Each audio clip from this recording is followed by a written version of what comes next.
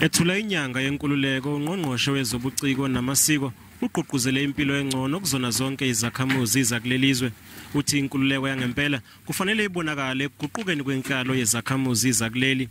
Uthe uhulumeni uzosebenzisa lenyanga ukuze abheke umsebenzi osewenziwe emizamweni yokwenza ngcono ukuhlinzeka abantu ngezidingo nqangi. Through freedom, our democratic gains as a country have been extraordinary.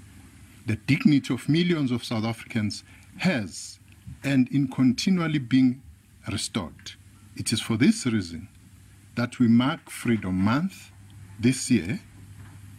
As we mark Freedom Month this year, we will pause and take stock of our constitutional democratic project.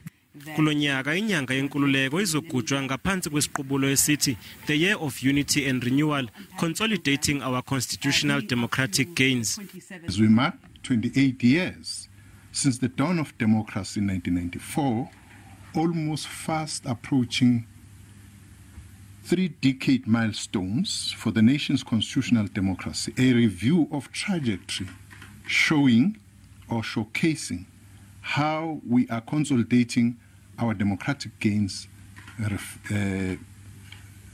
merits reflecting upon.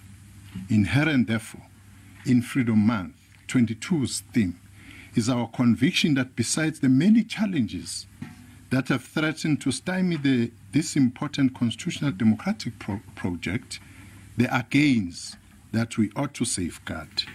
Umcimbi wokugubha usuku lwenkululeko walonyaka uzobanjelwa eMiddelburg eMpumalanga.